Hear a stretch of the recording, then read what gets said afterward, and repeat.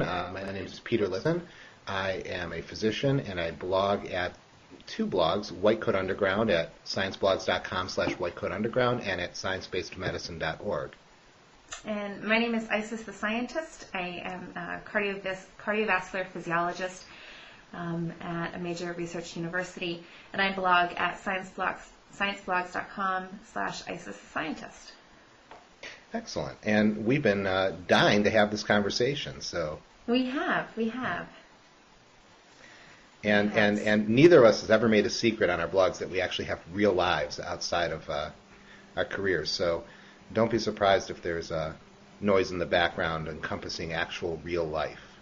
Yeah, that's right. So I can't guarantee that at some point little Isis is not going to completely lose his junk. But for now, it's quiet in the Isis household. Mama has a glass of wine.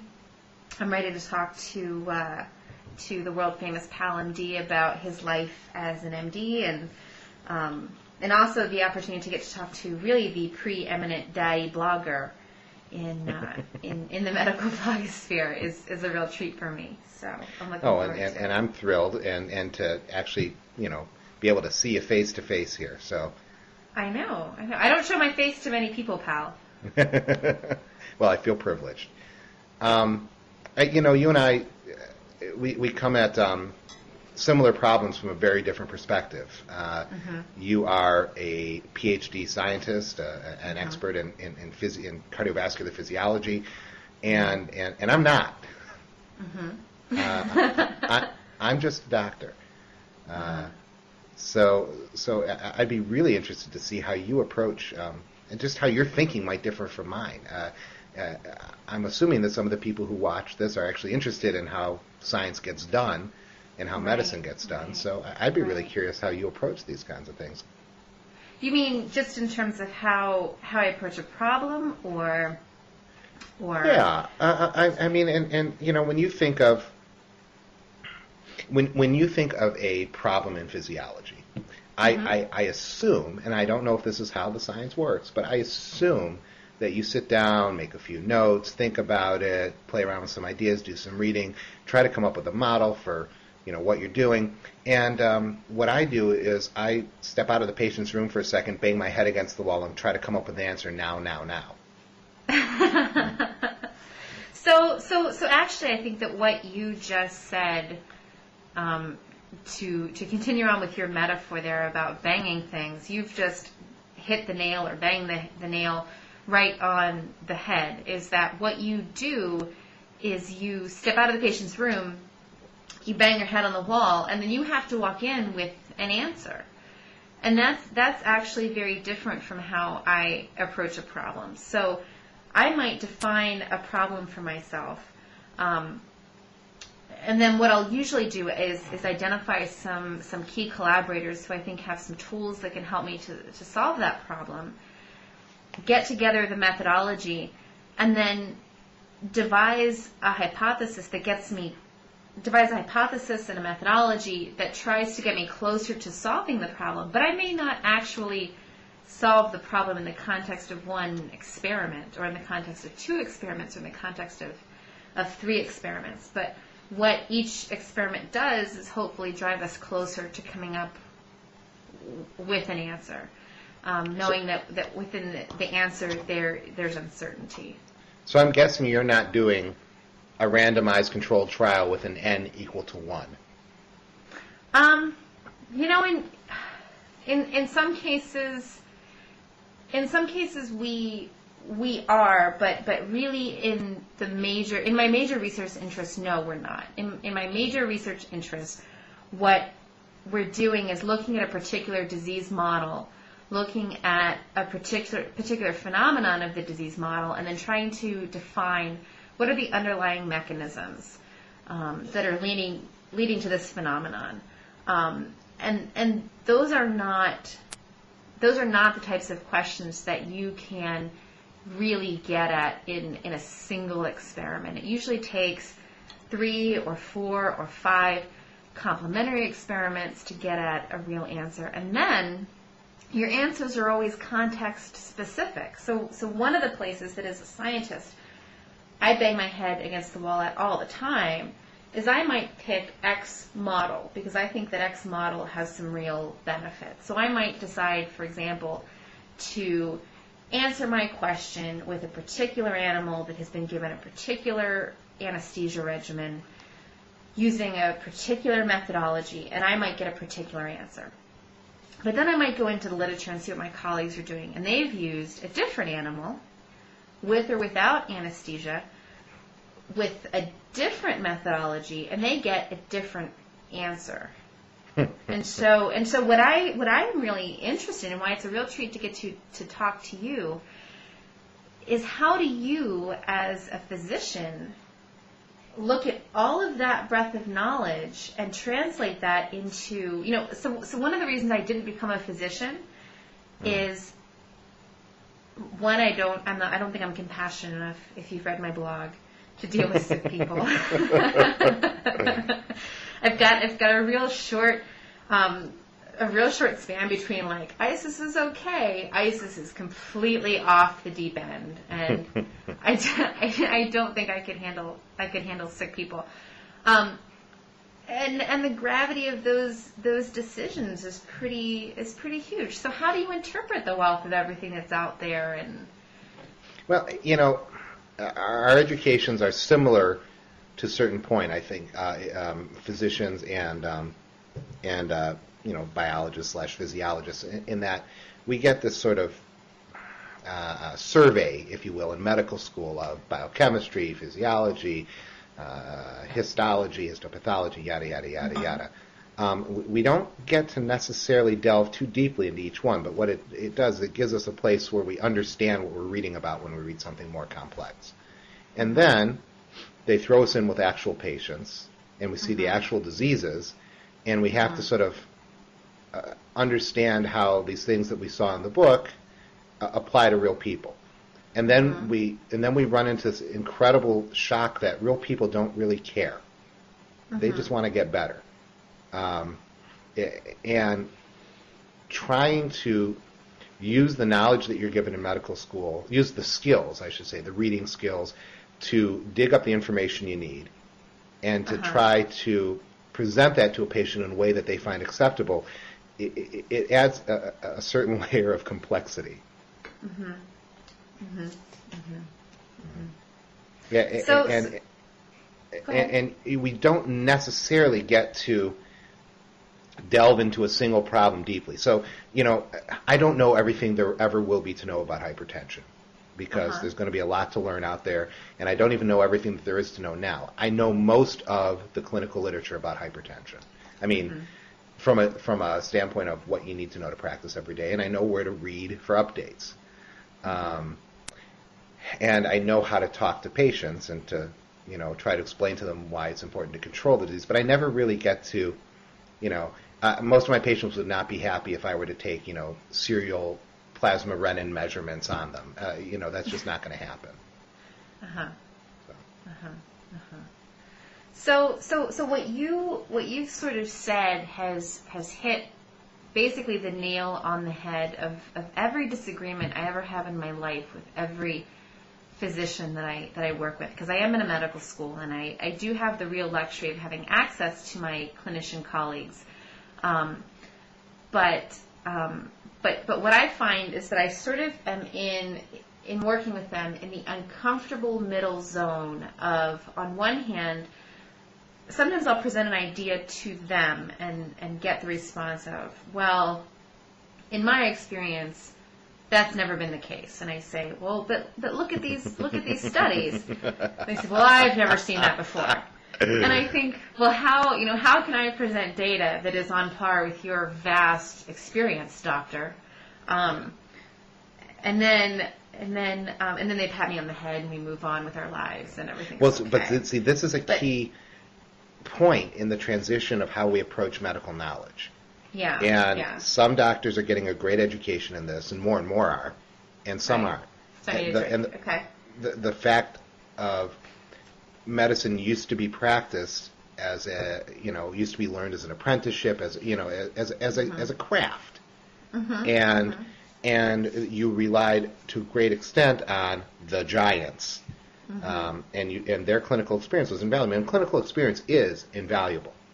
Right, right. So, and that's really the other side of this uncomfortable gray zone is on one hand accepting that clinical experience as valuable allows sometimes me to get patted on the head in spite of my evidence that I have to show them and have to accept when they say, well, we've never seen that in our experience. On the other hand, I had an experience a couple days ago that was very valuable with a clinician who I was talking about some data that we have in some human patients, and he said to me, well, in my experience, this is the phenomenon that we see after this happens. And I said, really?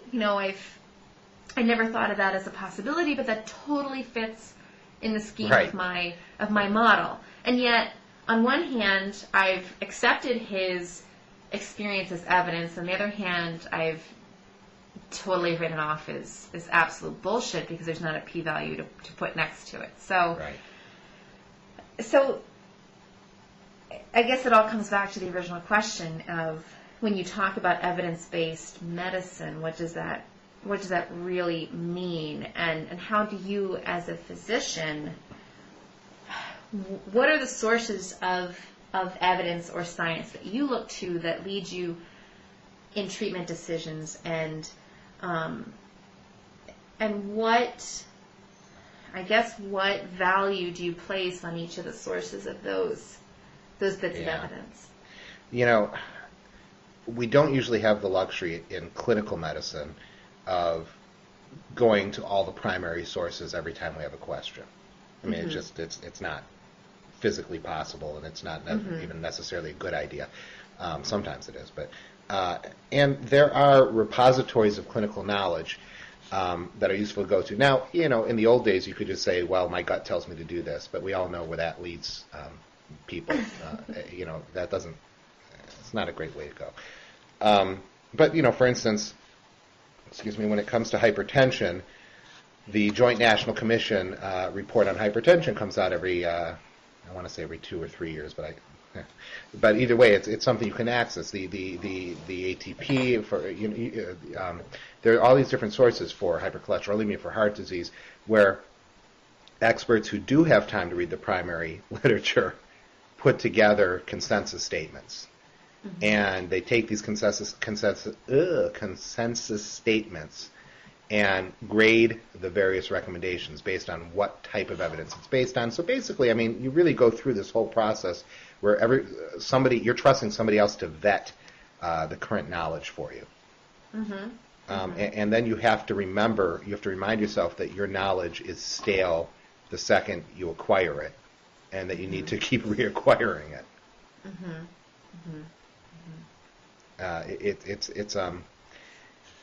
It can require an enormous tolerance of uncertainty. We may know that most diabetics will benefit from lowering their LDL cholesterol to below 70. In aggregate, we know that. In an individual, there's going to be other factors. What if they take their statin medication to achieve that, and they develop myalgias? What if, and can you restart it if they do that? It's not exactly clear. What if they don't like taking pills? What if what if taking another pill will drive them over the edge and they won't take any pills? How do you approach that? There isn't evidence for that. You can study that, but not easily. Yeah. So I guess as part of your medical training, a acceptance of the unknown maybe is important. And even more compared to, I guess, what sometimes I'm jealous of my scientist friends, not only an acceptance, but a willingness to say, and that's how it's going to be. I don't get to find out the answer here. When I work in an acute care clinic, which I do frequently, and I'm not seeing my patients, I'm seeing walk-in patients, somebody may come in with the most interesting presentation, and I'll be, just me and my residents will be just trying to figure out what's going on with them, and we never get to find out the answer because they go off and they never call us back, and we can't find them, and that's it. And it can be very frustrating. Yeah, yeah. So I wonder sometimes, and maybe this is a point of commonality between MDs and PhDs. I wonder very frequently about the utility of how we train our students. And you and I talked a little bit about this before in our own private conversations. I, being affiliated with the medical school, I have sometimes the curse and the luxury of having both PhD students, both MD students, and then also PhD and MD postgraduates in my lab. And the one thing I find with the students that is a major source of discomfort for them is when they come into the lab and maybe we start a new project. We talked a little bit about how I might do science. And when I've identified a problem, I outline an experimental design for myself, and then I try it. And sometimes your conditions aren't optimal, and you've got to troubleshoot a little bit, or you've got to kind of work out the particulars. And sometimes not having an ideal design uncovers a new line of thinking. But it's a relatively common occurrence in our lab that we'll set up an experiment, we'll do the experiment, and then we get some kind of whack-a-loon result. And the students will say, well, what happened? And I'll say, well, I don't know. I don't I don't know what happened there. We outlined it and we set up what we thought was going to be a valid experiment, and I have no idea why it turned out that way. And then they say invariably, and it's the question that in my life has come to make me the most nuts, but they say, well, did we do something wrong? No, you may have done something right.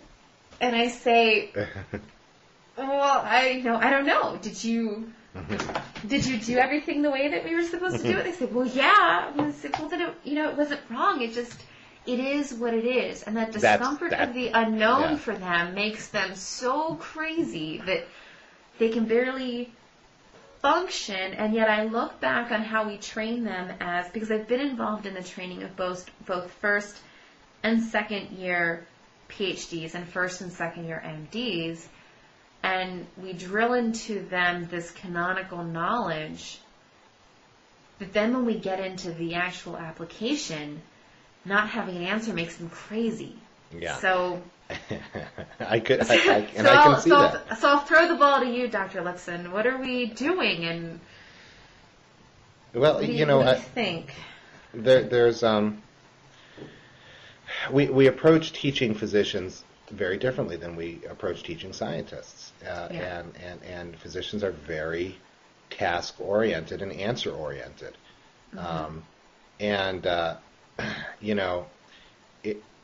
part of being a physician is you have to come up with if you work with patients, you have to come up with some sort of answer. Yeah. That discomfort that you, well, more likely me, might feel at not knowing an answer, it's much more uncomfortable for the patient than it is for me. If I tell somebody that they have an abnormality in a test and they say, what is it? And I say, well, I don't know. That's not an answer that people are going to be satisfied with. In a lab, that might give you a stepping off point. You may have a data point that doesn't make sense to you. It gives you a chance to come up with a new hypothesis to test it. In medicine, you may even have a little chess clock there, and you may not have a lot of time.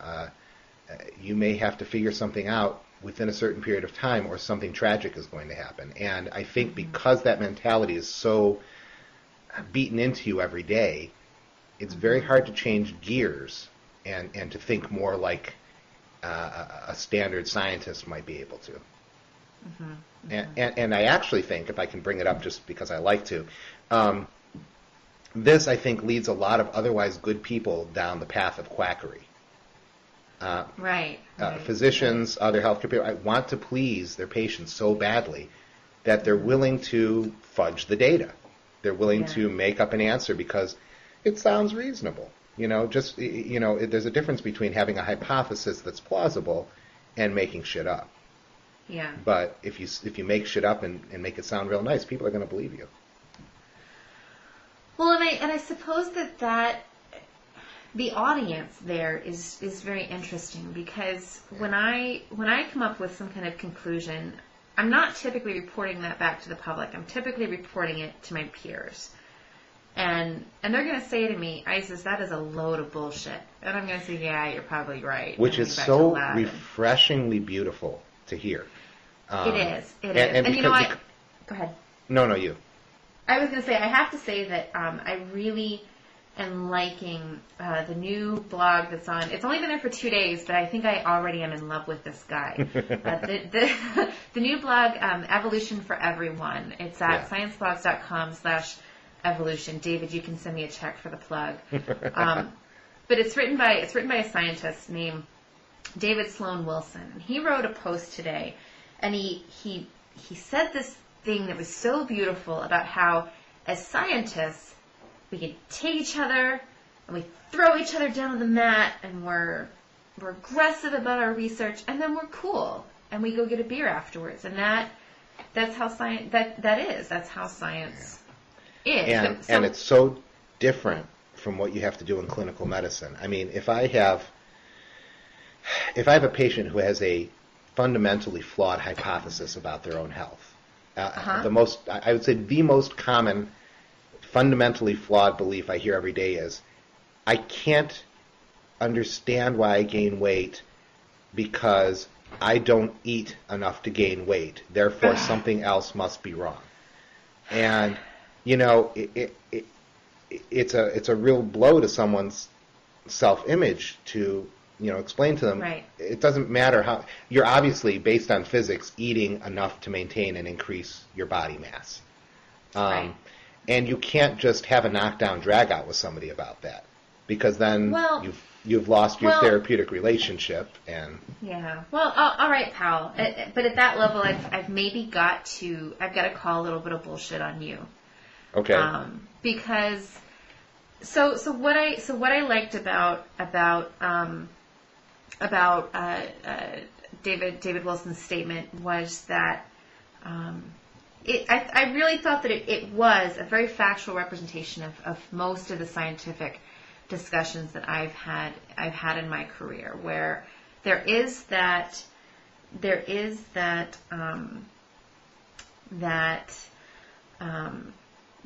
environment of openness and discussion. And yet it seems to me in the physician-patient relationship, the communication really is one way, in which, you know, you're the expert and you're giving advice to the patient who is looking to you to be the expert. And in the one instance that you brought up, which to me as a cardiovascular physiologist is probably my major interest, you're actually really not the expert. And I know this because in a survey of major medical schools, very few of them have very formal didactic portions on nutrition and exercise. There's very little. Dr. Lipson, hold on. I have to agree with you. I hate to admit it, but you're absolutely right. Yeah. And the problem, and one of my fundamental problems here is I can identify part of the problem for the patient. Mm-hmm. They are too massive, and therefore either suffering from or at risk for certain conditions. Mm-hmm. But I can't tell them how to fix it. Right. Because I don't know how. Right. So I think, I mean, I can appreciate. I guess I can appreciate both sides of that equation. Not to say by any stretch of the matter. And I can say right now, if I make the statement that the current nature of scientific discourse is perfect, half of my graduate student postdoc readers are going to completely lose their junk, and tell me all of the ways in which it's not perfect. But on the other hand, in terms of the physician-patient relationship, I can see how that can be a very frustrating relationship, in that as the patient, you're being told from a position of authority that this is the way it is, and yet from the physician's standpoint, how do you even begin to implement major lifestyle changes? Yeah. And when also, I mean, when you're gathering data, the patient and the physician are gathering data on each other when they're sitting there. And, you're gathering data from the point of your knowledge of the science and of every other patient who's walked through your door, and the patient in front of you. They're gathering data on their most intimate experience, their act of being. From their perspective, from a patient's perspective, nobody knows them better than they do. And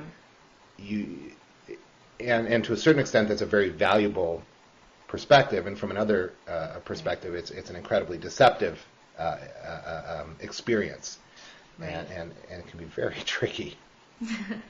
I will let you off the hook a little bit, but only a little bit, in saying that I have to imagine that what is the most frustrating about how you sort of do your science versus how I do my science is I really have the ability to control, even though I do a lot of human research, even with my human participants, I do have the ability to control a very large number of variables.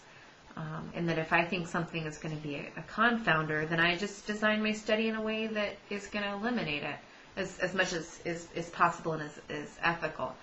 Whereas you is sort of, dare I call you a physician scientist? No, don't do it. You really don't have that ability, and you have to evaluate your evidence in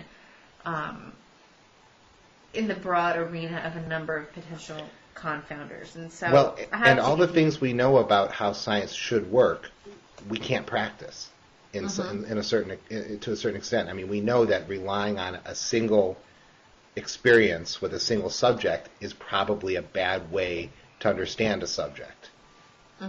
And yet, that's what we know. Well, then what you really need is just more subjects. Yeah, I have a lot of subjects, but they are seen serially and not in any way linked.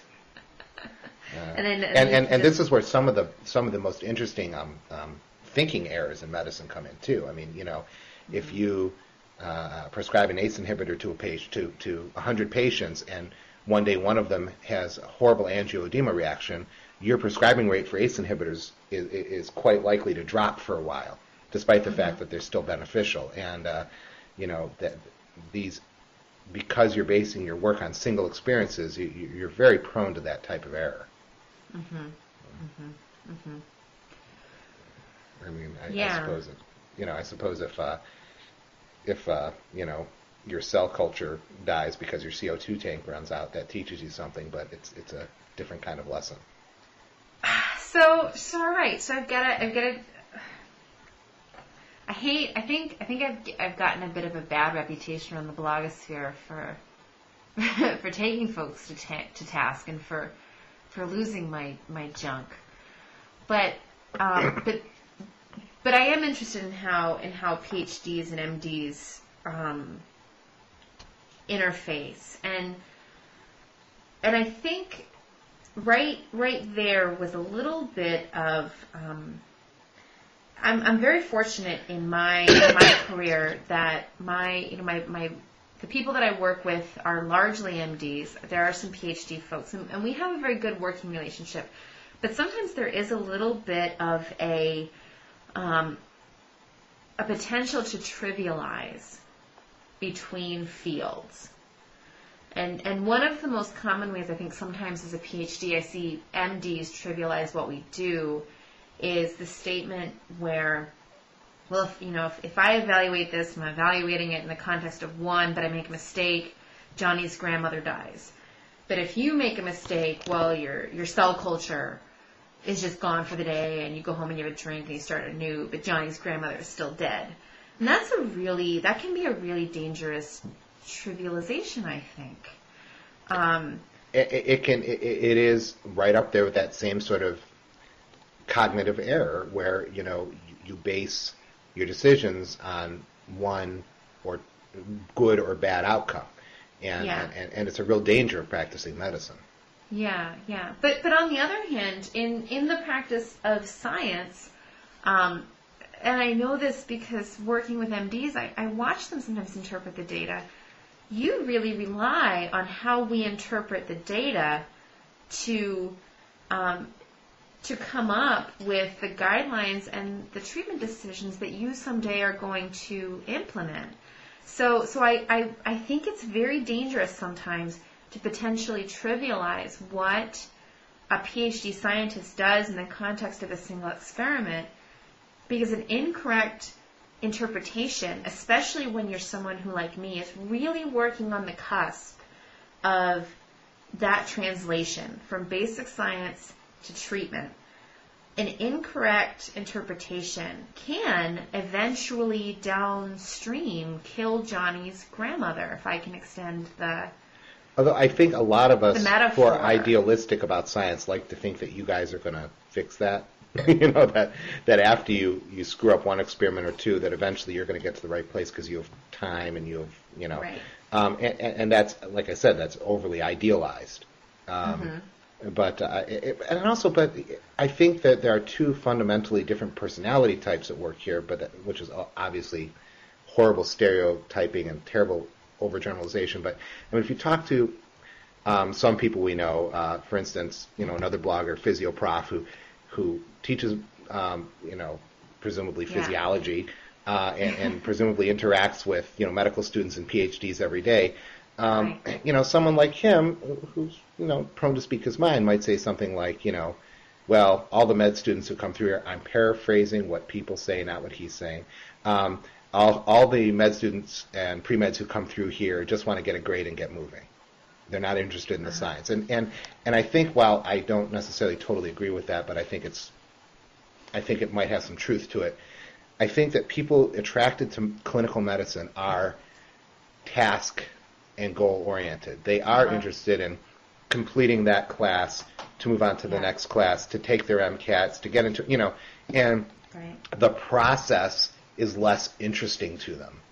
Yeah. I mean, this is hugely stepping out on hypothesis limb here, but I really do think that people who are willing to practice bench science and clinical science have a personality that accepts that ability to work deep in the process and be less oriented toward just that one single endpoint at a time. Yeah. I don't know if that's your experience or not.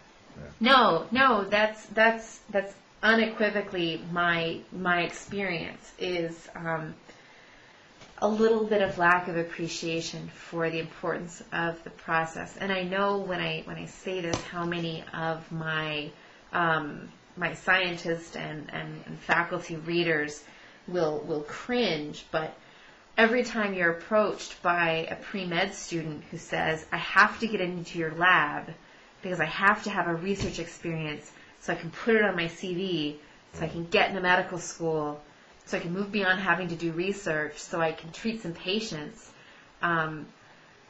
You're right. You know, it does take, it takes a lot of different personality types to do what we do. And well, it I also appreciate... takes a patient researcher to say, well, and, you know, I try to teach this to my residents, that, you know, when you have something like this is an opportunity. You may have a chance to teach someone something important about how to think. You may not get them to love physiology.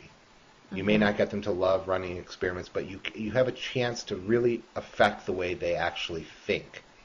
And even if they don't know it going into that, you know, you may actually affect them significantly.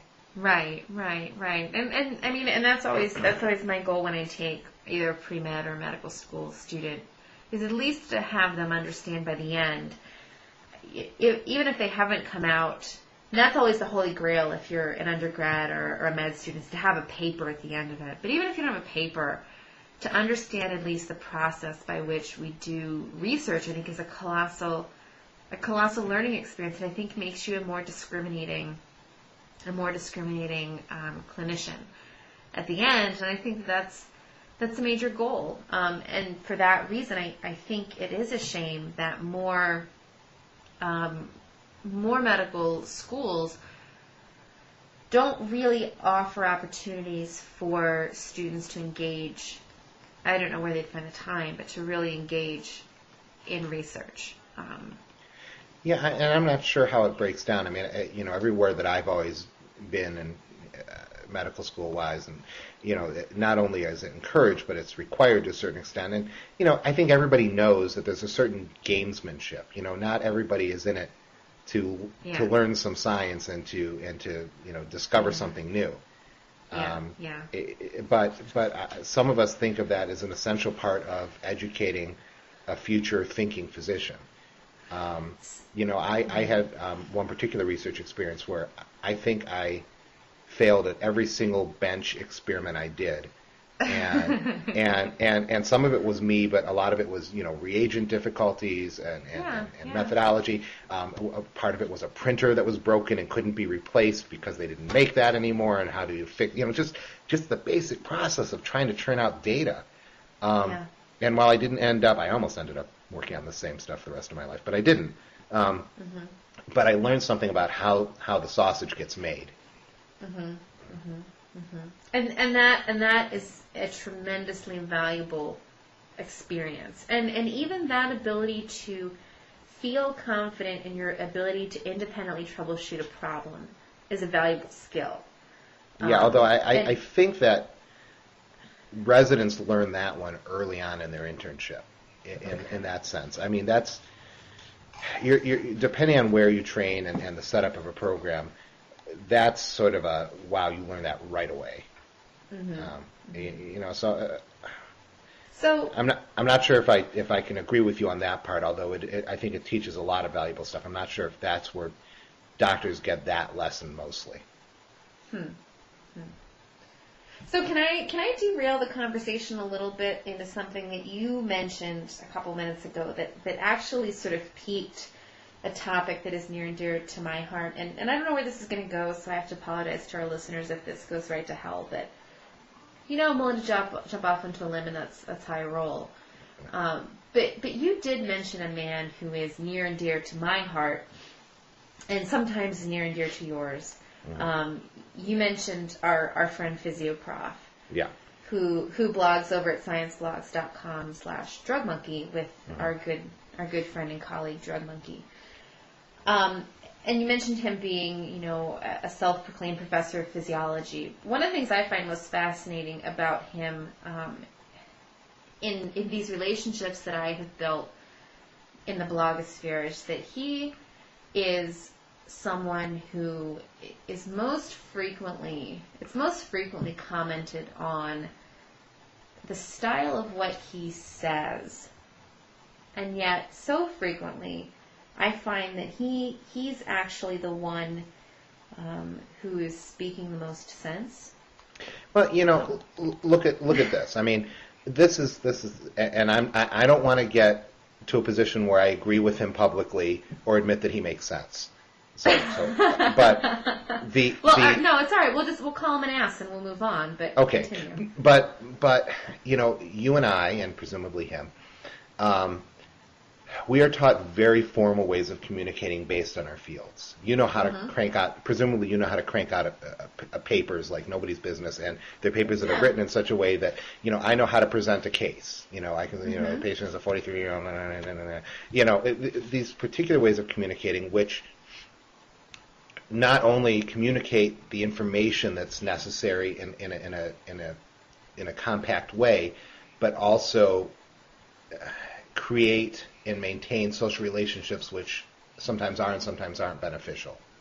In medicine, we create certain barriers between us and patients, physicians and patients, which have both necessary components and some negative components to them. And when somebody who is a fellow professional completely shatters that formality of communication, the first instinct is to completely exorcise them. You can't, the camera can't capture my shoving away, but it's there. And it's very easy to dismiss a fellow professional if you don't like the fact that they don't wear a tie every day, if you don't like the fact that they drop F-bombs in a formal discussion of anatomy, and I think that's dangerous because, at least in medicine, our patients don't know the code. They don't know how to speak this way. They don't know the formalisms. Uh-huh. And I think you have to be willing to listen to people who otherwise you might tune out, because the way they're saying what they're saying is not consistent with what you've come to accept. And at least for me, by overcoming that to a certain extent, I've actually learned a few things. I'm not supposed to admit this. Learned a couple of things from Physioprof. No. We're supposed to say Physioprof is an asshole. He is. I mean, he's quite clearly an asshole. All right. And for all I know, he's a horrible person. But honestly, part of it is just being a blogger and interacting with other bloggers and the informality of language. But I think that's at least taught me something about communication, and communication is sort of central to my job. So. So I think that's a really interesting. I think that's a really interesting point in how you are sort of battling the woo folks, and when you talk about, at least I know, if I dare bring it up, Cheryl and Chris in their book on Scientific America, when they talking about scientists interfacing with the public, and so frequently one thing that your field and my field have in common is we sort of take for granted that people will come to us because they seek the truth. And we take for granted the fact sometimes that the truth maybe will or that the data will speak for us.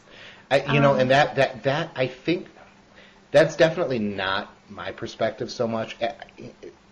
Bringing in Physioprof again for a second, he says things that people don't want to hear, that he feels they need to hear. The people who peddle improbable medical claims, who try to sell snake oil, they tell people exactly what they want to hear. Okay. And I think that, aside from losing my way and losing my point here, you have to find a way to tell people things that they don't want to hear. That this is the intrinsic part of medicine. You have to tell people they have cancer. You have to tell people that they have a horrible disease, whether it's cancer or heart failure, and you have to give them some sort of hope, but at the same time tell them the truth about things.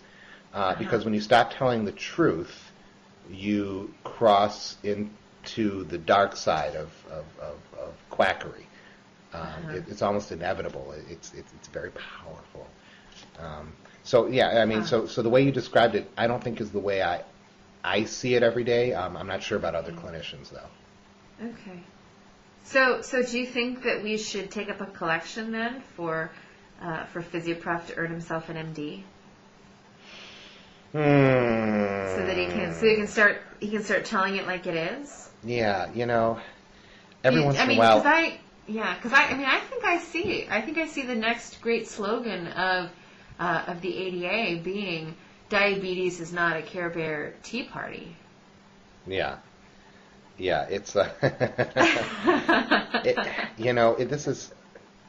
it's hard. I mean, this is and I'm sure you have your version of this in the sort of PhD side of things, but when I'm trying to practice what I do, I'm battling a few things. I'm battling my own incomplete knowledge.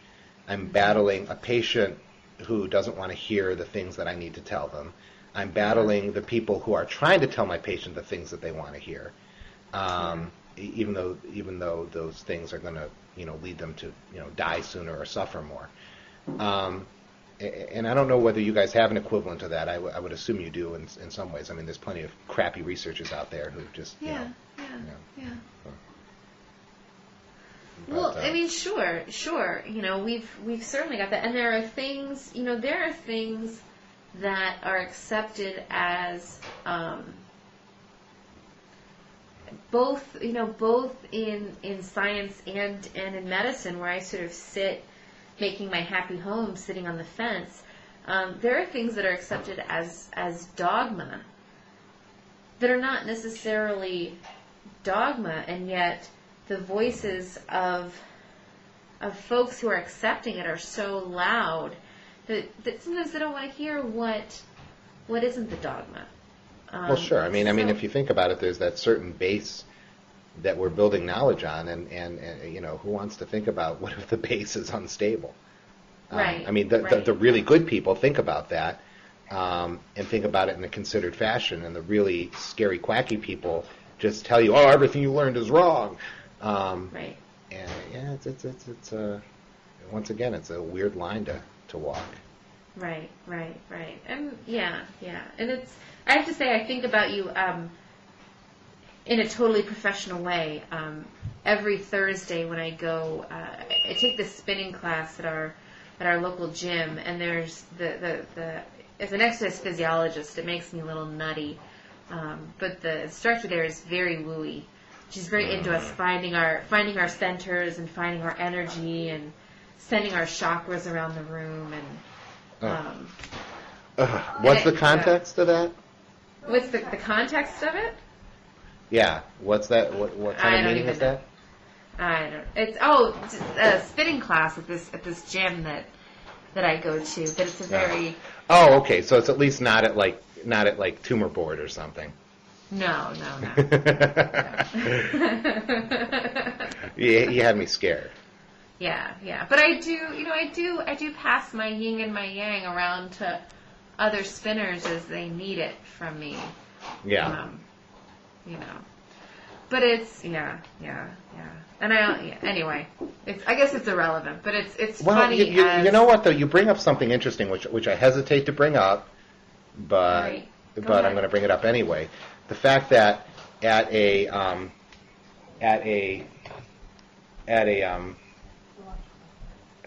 blog network that has some infamous and famous atheists, you are quite clearly out of the closet as not an atheist. And me going spinning led you to ask me if I'm not an atheist? Holy balls, pal! I'm getting there. Go I'm going to connect those ahead. dots. I'm drinking a beer, but I am going to connect those dots. I need a lot more wine. I'm going to show the viewers my wine as we. This is how because there is this ability to compartmentalize, whatever you want to call it, that allows people to hold some ideas that are based on non-science and some ideas that are based on science. And quite frankly, I don't see why human beings can't do that. Some people have a problem with that, but most, at least in this country, most physicians and most scientists, well, at least most physicians, are religious in some way, or at least claim to be, and that doesn't prevent them from practicing good medicine. I would say that what prevents people from practicing good medicine are these, what I call religious beliefs, but other people wouldn't think of them that way. These cult-like healthcare ideas, which really are just as irrational, quote unquote, as any religion, and yet people try to come up with these scientific rationale. And I think, at least what I've seen among skeptics, etc., is people are willing to accept these other types of religion and not religion.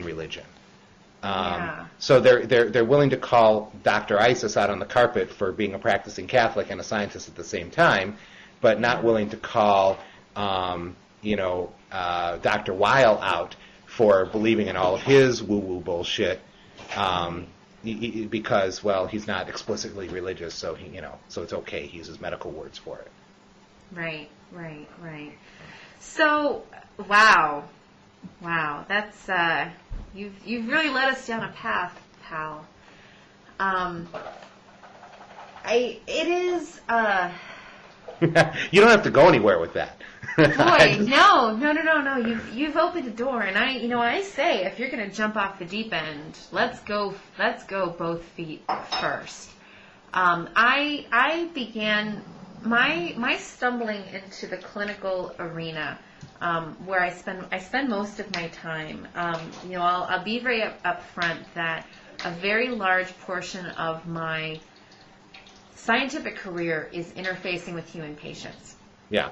So I consider myself in every sense of the word to be a clinical scientist. And I consider myself to be a scientist. And what led me down that path was that I had an experience very early on in my career where I was an undergraduate, and I was an undergraduate who thought that really if you were going to get a degree in science, medical school was where you went. And so I was an undergraduate, and then I began medical school, and I realized very quickly that that was not an arena that I wanted to be in. And it comes back to what I said a little while ago, that I don't find joy in interacting with sick patients. I don't have that. I think it really takes a passion for healthcare to be a good physician, and I don't enjoy that. So I left, and I went to work for a pharmaceutical company. And while I was there, I was very fortunate enough to be mentored by a clinician who was an MD, who taught me a lot, both in the scientific arena, but also in terms of the patient care arena. And the first book he ever gave me was, and I realize you're gonna lose your shit when I say this, but he gave me Bill Moyer's Healing in the Mind. I never read it, so I won't lose my, Okay, all right, good. Well, I'm sure some of our readers will lose their shit. Mm-hmm. But I did become very interested in how patients perceive their medical experience and how they perceive their healthcare experience, and ultimately now as a clinician scientist, I'm interested in how patients take the recommendations that we give them for nutrition and for exercise, and how they translate those to their life, and how those ultimately affect their outcome. And so I'm not always as willing as some of my science blogs brethren to completely shut the door on some of these alternative practices. Because I think, for example, if you have a patient who is participating in therapeutic massage, and that has some kind of psychological benefit that makes them more likely to adhere to some of the traditional medical recommendations that we make, then perhaps there's a role for that. Yeah, you know what, though? You're talking like a scientist. You're not talking like some woo-woo. Right. Because you're counting this in terms of. So let me get back, though, to how then I interpret my spiritual life. Mm-hmm. And it is, it is a little bit of compartmentalization, and it is a little bit of faith. But on the other hand, I'll throw out there that, because now we're into the realm of stirring up shit, that none of my evangelical atheist brethren, and let's call them what they are, have any evidence that there is no God that could oppose the evidence that there is. So we can compartmentalize that in one way, in the same way that we compartmentalize some of these alternative strategies, like massage or Reiki or, I don't know, whatever the hell else you're doing. I'm cool with massage, but when you talk about Reiki, I'm going to lose my shit. I knew that would get you. So compartmentalizing that in a way that augments traditional science. One of the things that I don't ever do, but I still get a lot of flack for it, is I've never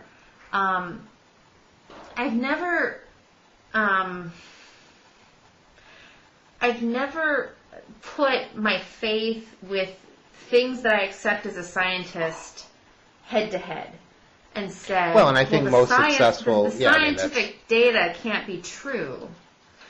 And I think if we're going to say that everything that is not scientifically valid is not testable, then there are a lot of disciplines that we've just got to throw out the door. We've got to throw, literature, art, just throw it to hell, because none of it is scientifically testable. There's value beyond things that are scientifically testable, and just because something is not scientifically testable with the tools that we have doesn't mean that it's not real. Okay, you're losing me. Wow. When it comes to religion, I am perfectly happy to compartmentalize as far as just saying, you know what, people, our brains are built in a certain way, and most human beings have some sort of, religious thoughts, feelings, etc., and no amount of screaming over at Feringula is going to change that. And nor should it necessarily. Wait. Can we just pause for a second? I did not say Feringula. That was not me. I want all of the horde to hear. Not me this time, guys. But wait, not me. He needs more traffic. I'm helping him out here. I'm helping out my brother. Yeah. Okay. All right. Scienceblogs.com/Feringula. So this human phenomenon exists. Humans are very complex animals, and as a physician, especially, you have to be very accepting of the fact that human beings are human beings and act like human beings, and that's something you sure as hell better be comfortable with. Right. But when you start talking about allowing the implausible in science to rest beside the plausible on a somewhat equal basis, because maybe there's ways of looking at things that we haven't explored, this is where I start losing it, because there are limits to our current knowledge, obviously, but there are certain things that, if accepted, would overturn everything we know about physics, chemistry, biology, and make everything else we've learned up to this point invalid. And the convenient thing about religion for people is it doesn't, for most people at least, invalidate the rest of human knowledge. It can rest alongside it. Obviously there are exceptions. We have a lot of them in this country, but in general, there are these, for most people in their own heads, these non-overlapping magisteria. You don't have to like the concept, but that's how I think most people think. But in medical science, there isn't. You've got your magisterium of actual knowable medicine that's plausible and consistent with reality, and all the other bullshit which needs to be tossed. Right. Yeah. And I actually, I saw an interview with Suzanne Summers recently, and I think it might have been because ORAC posted it. Yeah. But I've said over and over and over to people, because I am a scientist, and I am in a lot of ways a skeptic, and I've said, if you design for me an experiment that allows us to either prove or disprove the existence of God, I will do it. But right now, as it is, I don't know where we go with that. Mm-hmm. Where we go down a very potentially dangerous road is where we take things where we could design experiments to either support or fail to support a hypothesis, and we don't do it. So most of these... Go ahead. Well, no, I mean, this is where we bring in the concept of science-based medicine, which is a somewhat new concept, and this is something being developed by people like Steve Novella and David Gorski, and it takes into particular account the whole idea of plausibility or prior probability, and the fact that for instance, in clinical experiments, statistics tell you you're going to get positive and negative results. Some positive results are going to be more likely, in some cases negative results more likely in other cases, but if I'm testing the ability of my dog to kill cats with his mind, I don't have a dog or a cat, but if I were to do that, chances are, if I do that experiment enough times, I'm going to get a positive result. Right. Given that, that's, yeah. But given that the explaining the results based on my dog actually being able to kill with his mind cats, given that is so improbable and would overturn so much of what we know about nature, it's not necessary to have done the experiment. And this happens in medicine a lot, where experiments on homeopathy are done over and over again. And, the overwhelming majority of the data show that the stuff is water. Right. There's always a positive experiment here or there that shows something. And Right. and people say, how can you not test it further? How can you just toss out a positive experiment? Well, you can toss it out because it's a terrible explanation for what you found. And chance or bias explains it better. But that's where we're not, I think that's where we're not doing an effective job communicating. Because I can see, having worked with terminally sick people, it doesn't matter what the treatment is. If you can show one positive result, you can give them one glimmer of hope, then it doesn't matter what the total experiment showed. They're going to hang their hat on that N of 1. Right, and that can be a very dangerous road to take, because that Right. leads to a great deal of bloodshed, a great deal of fortune spent on Right. things that don't help most people, Right. just because there was a Right. A followed B followed A one time, Right. And so we're either going to fight. We're going to fight a couple of fights. We're either going to fight the fight where we attempt to convince these people that this alternative, whatever it is a complete waste of their time, and we're going to work on convincing them of that. That's fight A. Fight B, we're going to give up and let them follow it.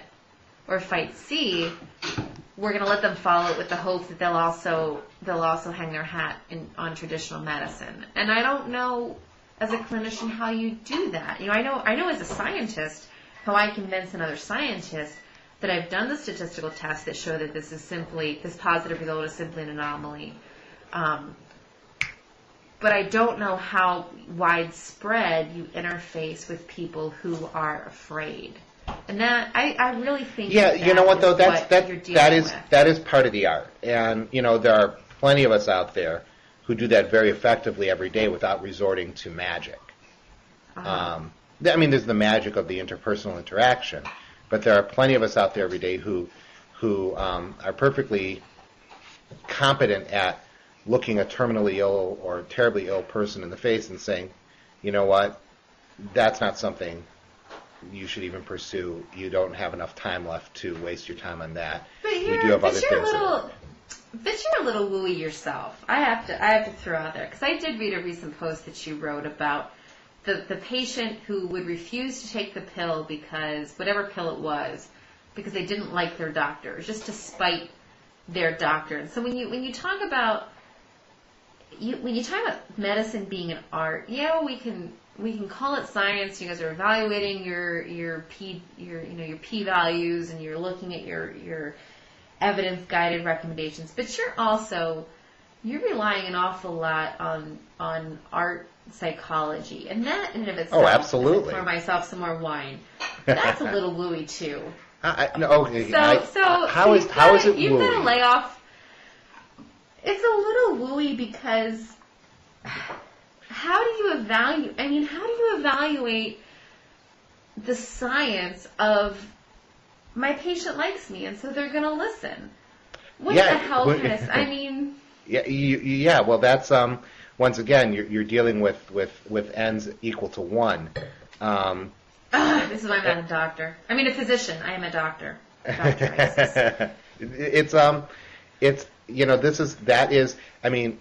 People talk about the art and science of medicine, and the science of medicine is something that some of us learn imperfectly, and others of us do quite well. And the same thing with the art of medicine. Now, people, especially old-timers, are not happy with the new influence of evidence and science-based medicine.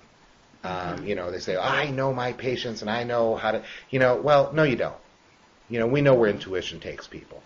What they're forgetting, what they're underestimating in themselves is their ability to communicate with patients. I had a resident come and present a patient to me once, and this is, I don't know, 5-6 years ago, whatever, and he was a real quiet guy, and he's presenting this really complicated patient who's got all these, some, clearly medical problems, other clearly, less medical and more, psychological and more social, and he's clearly way over his head. Medically, this guy knows medicine, backwards, forwards, you know. But he was clearly in way over his head. And I looked at him and I said, "Stop 1 second. Do you think she liked you?" And he looked at me like I was speaking an entirely different language, which I was. And because really, he already knows what he needs to do for her medically. And anybody and any decent doctor would know. But has he figured out how to create an alliance with her that's going to cause her to choose to do those things? And how is that, though? I mean, not to push you harder than I can take for MD. How be pushed, but how is that much different than the more wooey side? I mean, if you can, because if you it can is use completely something... empiric, and either some. I mean, this is.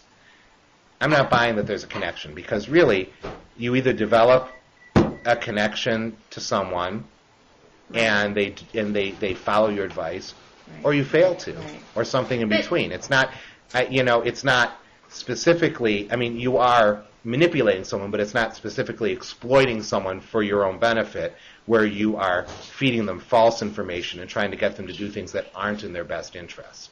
And, of course, deciding what's in someone's best interest is a whole other story. But let me... So let's say that there was some type of interface between these two worlds where we didn't need to completely discount traditional medicine. And let me give you... I'll just give you an example. I worked with a particular patient population... Wait, can I just tell you one thing? You know what I call traditional, quote, traditional medicine? Tetanus. Tetanus.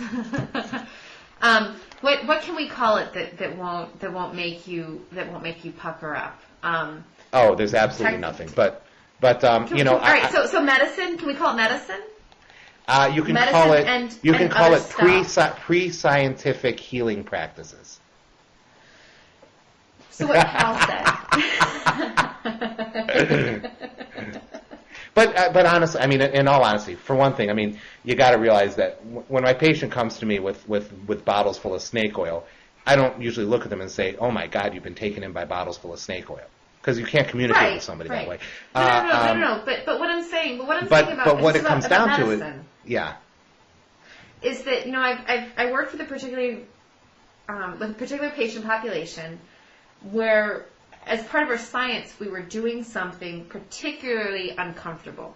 That ultimately was leading us down a very valuable path that ultimately made a big difference in the literature and in treatment practices. And what I found in dealing with this population as a scientist was if we brought them in and we did the uncomfortable thing to them, we had to do it twice as part of our study. If we did it the first time, they weren't very likely to come back the second time. And it wasn't because there was any additional risk. It was just it's because people are smart and they don't want you to hurt them. Right. But if we did things for them that made it more comfortable, so we changed the venue and we moved to a nicer venue. Yeah, but see, none of this is woo. This is simple humanity. It is. There was a recent. I mean, there was a recent article in, I want to say it was either the New York Times or the LA Times, about a hospital in California dealing with a large Hmong population, and just so people, that's HMONG, and these are originally a rural population from Cambodia and Laos, and they have some very particular traditional health practices that are strongly wrapped up in religious practices. And what that hospital did was they allowed the traditional religious figures / healers into the hospital with the same privileges you would allow any clergy into the hospital. And while they didn't allow them to practice sort of invasive healing practices on people, I don't think they let them do cupping or anything like that, they involved them as community leaders in the process of helping people trust the medical system. And that's not woo. That's humanity. Okay. So I would guess, and I've never done. I think I'm about to get wooey myself. I've never done a scientific poll of the population, But I think most people would say that is very reasonable. Is that interface between humanity and comfort and the traditional scientifically vetted medical practices that you and I make our living trying to advance. Yeah, well, and I think part of it is the difference in the claims you make. And I honestly think that the extreme examples, like people who recently have immigrated to an industrialized society from a pre-industrial society, these are the extremes. Most people are, either recent, second or third generation Americans, or coming from another industrialized country where yes, there may be traditional healing practices, but most people will go to the hospital and get their gallbladder out if their gallbladder's inflamed, so I think there's a difference in some sense in that there's different ways you have to reach out to different populations based on what they've been exposed to and what they're scared of and what they aren't scared of. Yeah. All right. You're a jerk for bringing up Pharyngula. Do you think we've disturbed enough crap for the night? I have a feeling, boy, am I going to get some comments. Well, good. So, yeah. So I You're hope tough. you at You can least handle get them. half of. I'm tough. Yeah, I will. On a good day, I will get an eighth of the traffic you'll get on a bad day. So. Stop! Don't be dramatic. So I have to say though, can I say that that part of the reason that I actually am really flattered to get to do this with you is first of all, I've been a big fan of you since you were at the Denialism blog, but it really is. I think one of the things that I really like about the blogosphere, and especially the people that I've sort of interfaced with that are sort of known as traditionally my friends, or the clique, dare I say, is that there are conversations that we can have, and we can have them in a relatively heated way, and yet it's understood that it's being done because we want to get to a common goal, and that you and I, you as an MD, me as a PhD researcher, we're both working because we want to somehow improve the human condition. And so there are heated exchanges that we can have, but we're having them with a common goal, and so there's some understanding, even if I call you an asshat, there's an understanding that we're working towards that goal. And that's one thing about the blogosphere that I like, is that I've had the opportunity to interact with some people that I never, as part of my regular professional career, would have had the opportunity to interact with. There are such interdisciplinary possibilities, and I'm going to get a chance to. There's a couple of venues in which I'm going to get to discuss some of these issues more formally. But the fact that in my daily life I deal a lot with a lot of other doctors, period, and nurses and PAs, but strictly because I'm involved with a community of bloggers, I get to interact with people who know a lot of really cool stuff.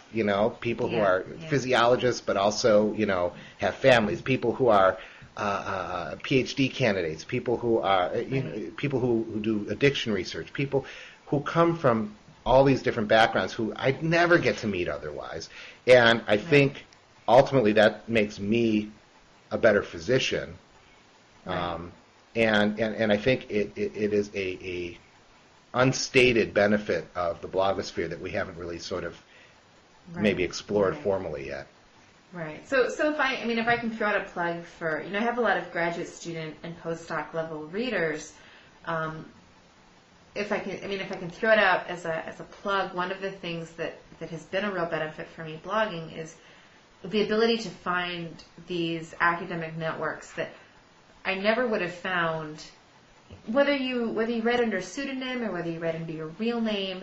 I never would have found them if I hadn't started blogging, because it really has an ability to equalize the playing field, for good or bad. There are a lot of bad There's a lot of good, but but I've had the ability to find not only mentoring relationships, but peer type relationships that I wouldn't have found if I hadn't been a blogger. So that was my only sentimental moment for that. Well, no, that's a good one, and I'm really hoping to produce some actual writing somewhere on this topic after I have a chance to go to some meetings and talk to some people who know more than I do. So because I think it's fascinating. I mean, I can say from my own personal standpoint that it's terrific and wonderful, and I've met such fantastic people, but I think from even a more formal standpoint that there's something to this. I think there's a here. Mm-hmm. Mm-hmm. Yeah. Yay, blogging.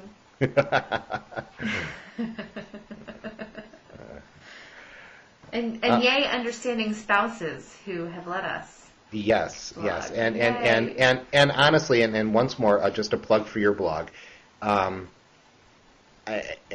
hopefully our listeners haven't totally disappeared by now. The fact that somebody finally, there's no venue for somebody talking about real life plus science before the blogosphere. Yeah. There isn't, and what the blogosphere has allowed. I mean, is people? Well, I mean, originally the blogosphere was just people talking about their intimate crap that nobody wanted to know about. But the fact that you can combine academic knowledge, academic process, plus personal life, and actually see how that sausage is made is really, well, it's the strong point of your blog from my perspective. But I think it's a huge benefit that also is going to become more important with time. So I think, because we chat, that I take a lot of grief for not writing a quote-unquote science blog. And I think I actually write a fair amount of science, so whatever. People can suck it. But I do work as my real life self very closely with groups like Women in Science and Engineering, different other women in science and minorities in science mentoring groups.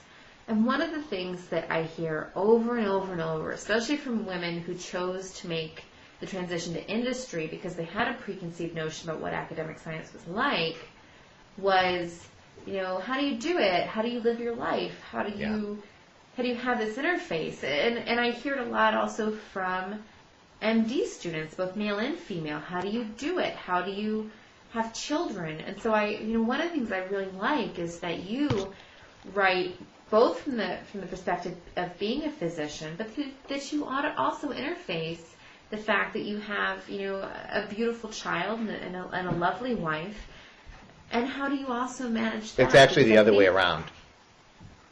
A lovely child and a beautiful wife. Sorry, I'm just messing with you. But I need some more wine. Let's. No, I think I get the same whenever I write about being a dad. I get the same bullshit you do. Can I say bullshit on Blogging Heads? I guess I can. I've said asshat a lot. Okay, so we're good. People don't. Some readers don't want to read about that because they just want me to tell them how oncogenesis works. Yeah. And then some people, I lose them at onc, and they're happy to read about something more, personal. And we do have a saying on the blogosphere, which is, get your own damn blog. Right. And because isn't there a blog with that same? There's a blog with a very similar name to that, and honestly, I'm sure we're vain enough to write to please our readers and to get nice feedback from them, but we write for other reasons as well. Right. One, because we enjoy it and it does something for us, and two, because we might genuinely think there's somebody out there who you, mad reader, didn't think about. Maybe you want to read about oncogenes, but maybe I know that there's another reader who wants to figure out how can they read about oncogenes and still feed the baby. Right. And so often as a woman who is a scientist, I encounter I just met another colleague who had traveled to a conference with her newborn and was trying to figure out how does she be a conferencey scientist and how does she care for this baby. And there is right now in science, at least in academic science, and I also believe in medicine, because I interface in that field quite a bit, not a real social structure to help men and women understand how to live in both arenas. And the one thing that I think is really interesting about feminism, if I can throw it out there, is that when the feminists make an advance, like, for example, getting our tenure clocks stopped, the men take advantage of it. So the women having these conversations is not exclusively a feminist endeavor, because it ultimately benefits. It benefits us all. I mean, everybody. I mean that the short-sighted. Oh, that's in front of me. The short-sighted view for any of these types of movements of inclusivity and of trying to right. change some of the focus. The short-sightedness of people who react immediately against it is always that no, this is for you too. This is for right. you. This is for your kids. This, and part of that is just lack of imagination on other people's part. And as you and I right. have both seen, right. somebody can't possibly imagine what it's like to be the only whatever in a room.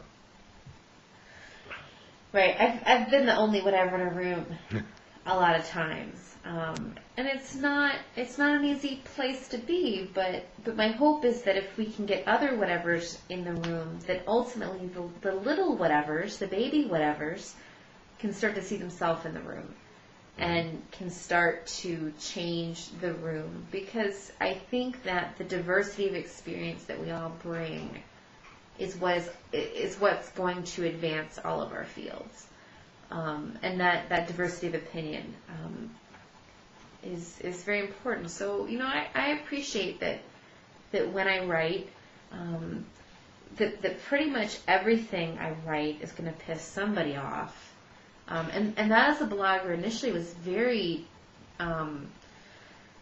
Actually, I think the very first thing that I wrote to piss somebody off was I had a disagreement with.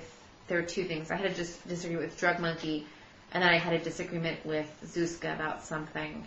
Mm-hmm. But the first thing that really widespread pissed people off, and it happened that I think it was also the thing that got me really picked up by science blogs mm-hmm. for, was this article in the New England Journal of Medicine that I read, and I had a big problem with it, and I posted a picture of a teddy bear sitting on a toilet. Oh, and said that I remember the entire thing well. Yeah, that this was what the authors had pretty much done to their data. Yeah. Which I thought, and I have to say, and I don't say this because I adore you, I thought it was brilliant. I adore you too, I love you, thank you.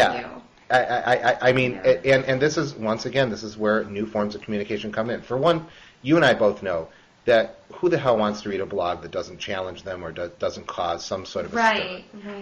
right.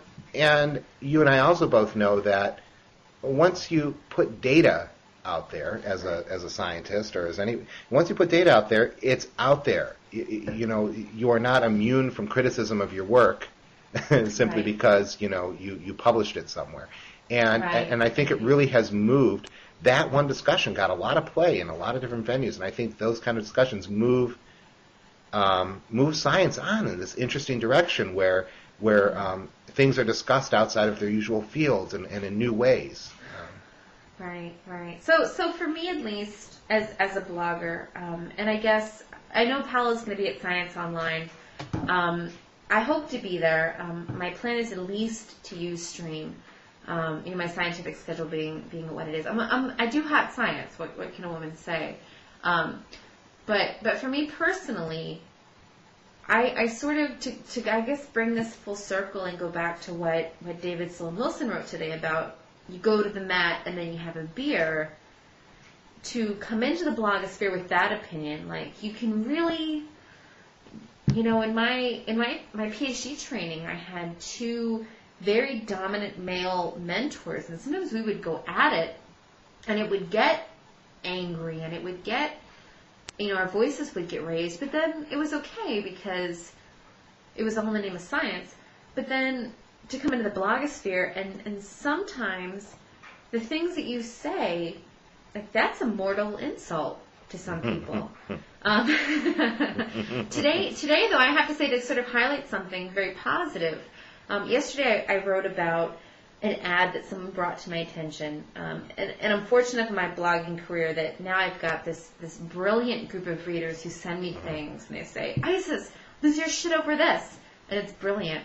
But they sent me this ad that was, I thought it was really problematic in terms of gender. Oh, okay. I know exactly what you're talking about. This is fascinating. So, right. So Intel put it out there, and it was, in one panel it was a guy exercising with a group of women doing yoga, and on the bottom panel he was playing chess, and it was supposed to be contrasting the positive ways he was using his mind, and I thought in terms of a gender standpoint it was really problematic, and so I put it out there. And I actually got in the comment section a very positive reply, even though in my criticism of this ad I'd been a little bit aggressive. I got a very positive reply from Intel saying, hey, this wasn't our intent, but you've opened our eyes to how this is being interpreted. Uh-huh. So sometimes people are going to interpret what you're saying as being a mortal insult, and you're going to lose them in the discussion. So be it. And sometimes people are going to be willing to engage. And I haven't always been right, and I haven't always been on my best behavior. But I'm trying, and I'm trying to make us reevaluate how we see race and how we see gender. So I think if you look at how many readers read your stuff, then you get an idea that it's working. Something's happening. Oh my gosh. Stop. So, but I think as much as you and I could go on all night, I think if we don't wrap it up, the Blocking Heads people are going to run out of server space. Right. Yes. You have to keep us on the server. This face. This is a beautiful face. It was, as usual, a pleasure talking to you. It's always a pleasure talking to you, Dr. Lipson. It's always fantastic. And as soon as they put this up, we'll see what we get. Yeah. So thanks to you for hosting this and for being fantastic in guiding me through my first Blogging Heads, and thanks to the Blogging Heads people for being as open-minded as they've been to host their very first pseudonymous blogger. It's really been an honor to get to be the first person to do a Blogging Heads under a pseudonym. So thank you very much. All right, go scrub out. All right, thanks. Thanks. I'm Isis. Wait, are you Isis? I don't know who I am. You're Isis. It's pretty late. All right. That could be anyone. So there's the new rumor for the internet, guys. Pal MD is both Physioprof and Isis. Go ahead and spread it, minions. I love you all. Mwah. All right. Good night. Night.